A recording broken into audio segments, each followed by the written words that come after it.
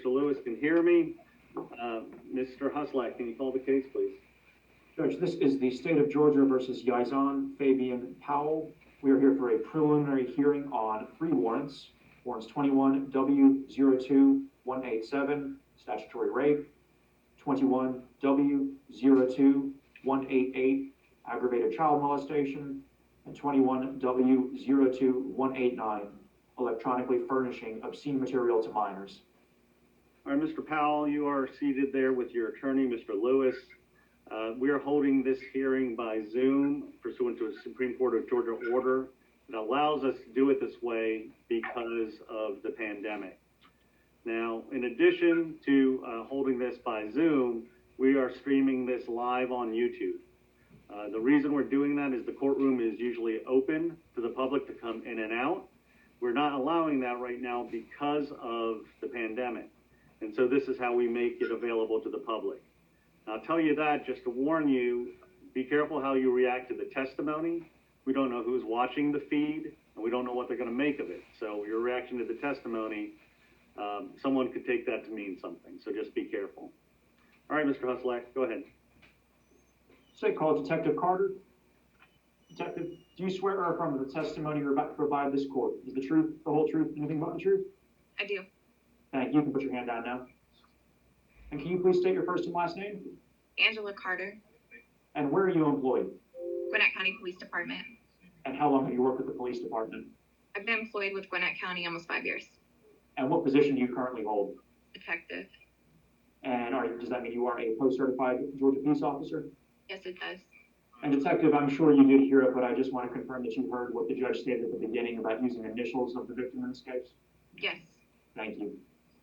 Did you hear the 3 warrants that I read out for the court just a moment ago? Yes, sir. Are you the law enforcement officer that sought those warrants? Yes, sir. Can you please describe to us the facts and circumstances that led to you doing so? Yes. On February 14th, Gwinnett County Police were dispatched to 4443 Creekford Trace in Duluth, which is located within Gwinnett County. The complainant, which is the victim's sister, contacted police because they located Mr. Powell in the victim DC's closet under some blankets. She stated she also located some pregnancy tests, and she was concerned because of the age of her sister, who is 13 right now. She stated she spoke to her sister and stated that they were sexually active that day. So police responded. Mr. Powell was transported to Gwinnett County Police Headquarters, and the victim was transported to Mosaic, Georgia, where she received a forensic medical exam. She disclosed to the same nurse there that she had engaged in sexual activity with Mr. Powell and performed oral sex on him as well as to her. And this was I don't remember she gave a date. She said it happened multiple times, but I don't believe she gave a specific number that day. Mr. Powell was transported to headquarters where he was interviewed by my Sergeant Williams. He was read his Miranda warnings and stated that he believed the victim to be 18 years old. And he also stated that he was sexually active with her, and he used the term that when asked if they did oral sex and stuff like that, he stated we did everything, and then later confirmed they did perform oral sex on each other. He stated the relationship had been going on for approximately 4 months, meaning that she was 12 at the time of the beginning of the relationship, which would have been estimated around November 2020. He was placed under arrest that night and transported to Gwinnett County Jail. The sister, when she provided me the phone, also showed me multiple pictures of Mr. Powell, of his penis and him masturbating, stuff like that were sent to her. We still have not received back her forensic exam on her phone yet. This was just stuff that the sister had showed me. Detective, just to make sure I'm clear, sent to her by whom? Mr. Powell. I'm sorry, Fish. Go ahead. She was later forensically interviewed at Mosaic, Georgia, where she stated she had been in a relationship with Mr. Powell for approximately 4 months. She said he initially thought she was 16 years old, and she expressed how upset she was at the fact that he was telling police that he thought she was 18 because she said he always discussed with her the importance of not getting caught because of the age difference.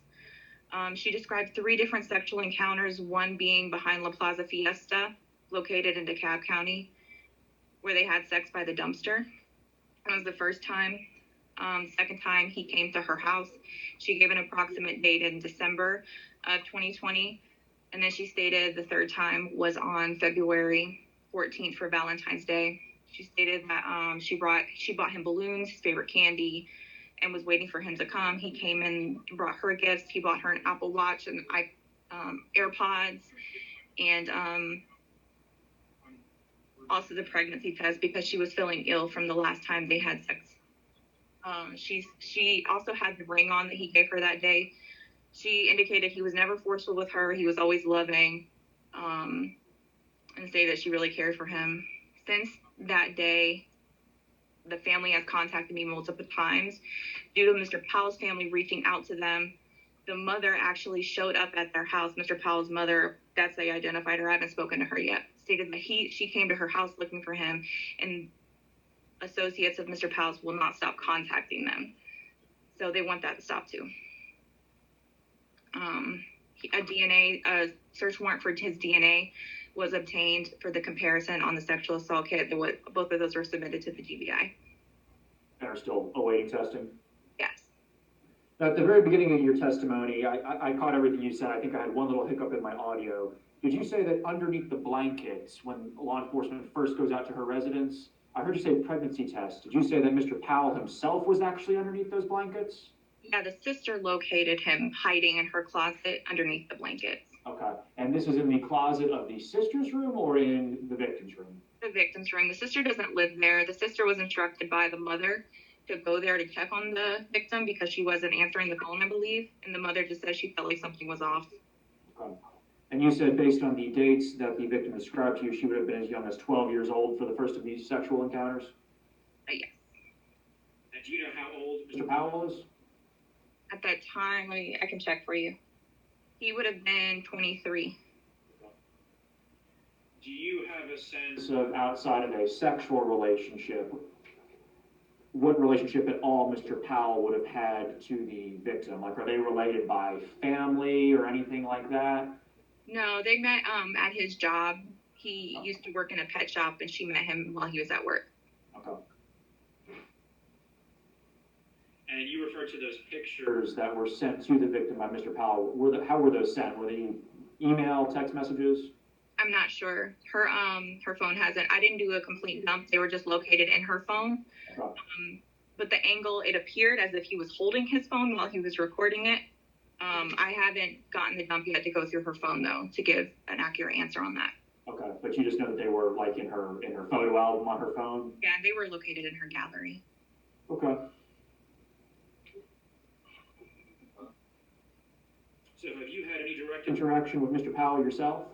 Only when I served him with the search warrant for his DNA. I didn't collect the DNA, CSI did, but I just served him with the search warrant. Are you able to identify him on any of the screens in front of you? Yes, he's sitting next to Mr. Lewis in jail video court number 1 with the blue mask on. The lighter blue face mask? Yes. And the various locations where these sexual encounters would have occurred, were they located in Gwinnett County? 2 of them, yes. 2 of them. And in particular, the victim's residence, I'm assuming that's where you located her phone? No, her sister brought the phone to Fayette, Georgia. Is the victim's residence in Gwinnett County? I'm sorry? Is the victim's residence in Gwinnett County? Yes, it is. Thank you. I believe that is all I have for you right now. Mr. Lewis, cross. Judge, Detective Carter, good afternoon. If I understand you correctly, the victim was 12 when when the alleged contact began. Is that fair to say? Yes, sir. He turned 13 sometime between then and now. Is that fair to say? Yes, sir. Okay, how old is the sister about? She's 21, I believe. That's fine, that's fine. And I'm going to try to refer to him just like that, 12, 21, and my client is 23. Is that right? Yes, sir. Okay. If I understood your testimony correctly, the 12-year-old's mother called the 21-year-old 21-year-old sister to go check on the 12-year-old. Is that right? Yes.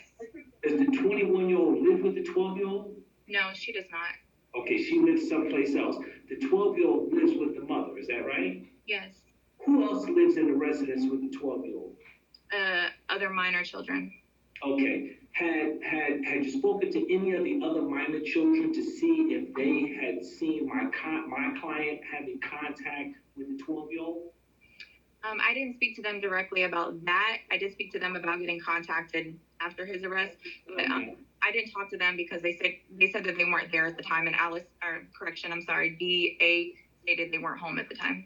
Okay, the 21-year-old sister, she only saw him the day that she located him in the closet. Is that right? Yes, sir. Okay, she hadn't seen him prior to that day. Is that right? Yes, sir. Okay, does the 21-year-old sister indicate if she had seen a photo or any text messages or anything from my client to the 12-year-old prior to finding him in the closet? No, sir. Okay, so the sister didn't know anything about anything when the mother of the 12-year-old sent the sister 21 to go check on the 12-year-old. Is that fair to say? Yes, sir. Okay, and it was the 21-year-old that called the police when she found my client under the blanket in the closet. Is that right? Yes, sir. You indicated that there was I'm gonna call it a rape kit. I don't know what they call it, sexual exam kit. Did that sexual exam kit reveal any semen? I'm not sure at this time. It was sent off for testing at the GBI. Okay. Did the 12-year-old describe use of any condom during any of their sexual encounters? Not on the 14th. She said the first time they did use one. The second 2 times they did not. Okay. So let me go back to the first time. That's a mouthful. The first time over in DeKalb behind the dumpster, did anybody pull any video indicating or showing that my client was there with the 12-year-old in and around the time that the 12-year-old described that encounter? No, I did not. Okay, that's fine.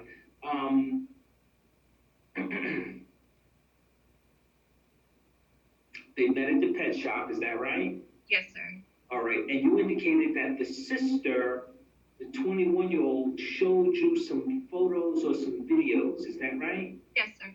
Okay, but did those photos and videos come off of the 12-year-old's phone? Yes, sir. Okay, so was it your understanding that the 21-year-old recorded certain things on her phone from the 12-year-old's phone to show you? No, she took the phone from the 12-year-old. Okay. And the password and then showed it to me directly from the 12-year-old's phone.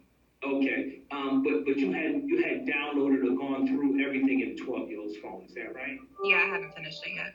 Okay. So you described the second 2 occasions where there may have been sexual contact between my client and the 12-year-old as there having been no condom used, is that right?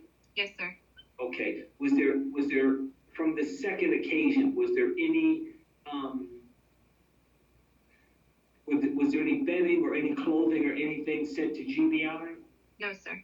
Okay. Was there any bedding and clothing sent to GBI from the last encounter on February the 14th? No, sir. Okay, so if I understand you correctly, there's no bedding or clothing or anything that you or law enforcement may have thought may have had DNA on it. Is that fair to say? I might have misspoke. There was her clothing was sent. Her bedding. Okay. Yes. Okay, that's fine. Clothing was sent. And was it the clothing that she said that she was wearing on the 14th that was sent? Yes, sir. Okay. My client indicated when you interviewed him that he, in fact, did have contact with the 12-year-old. Is that right? Yes, sir. He did. Okay.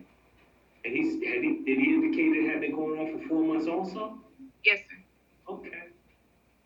And did he tell you how old he thought the 12-year-old was? He stated he believed she was 18. Okay.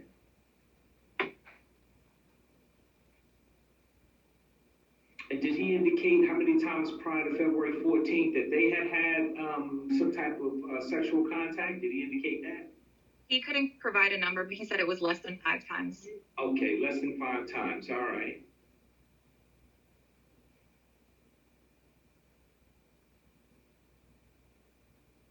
One second.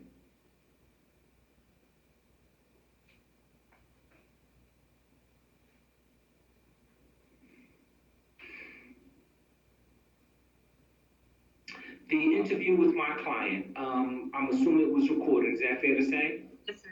And was the interview longer than half an hour or shorter than half an hour? I can't remember. I'm sorry. Okay, that's fine, that's fine. Did you have a chance to speak to the 12-year-old? I didn't speak to her directly. She was forensically interviewed by interviewer at Mosaic. The forensic interview, do you recall if that was less than 30 minutes or more than 30 minutes?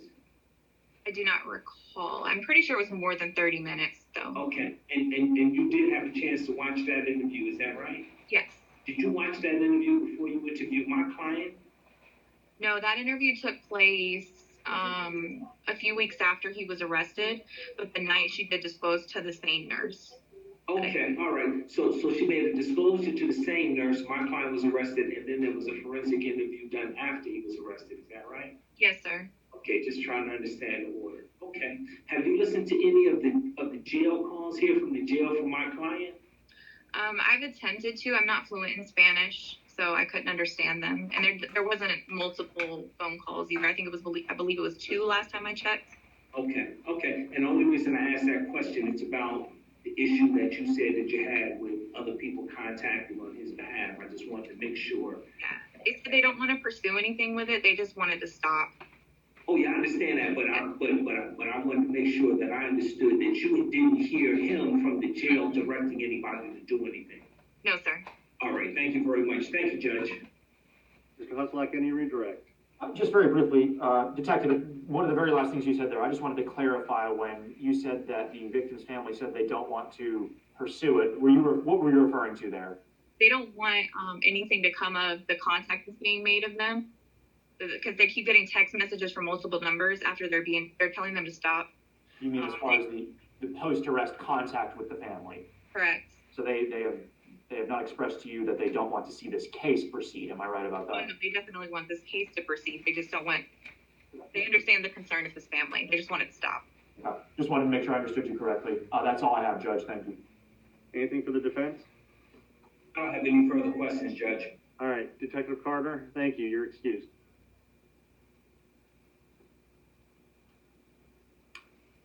Do you have any evidence, Mr. Lewis? Judge, I don't have any evidence, and if the law wasn't clear that the child's age is the child's age, I would have an argument, but I'll just submit it because I understand what the law is.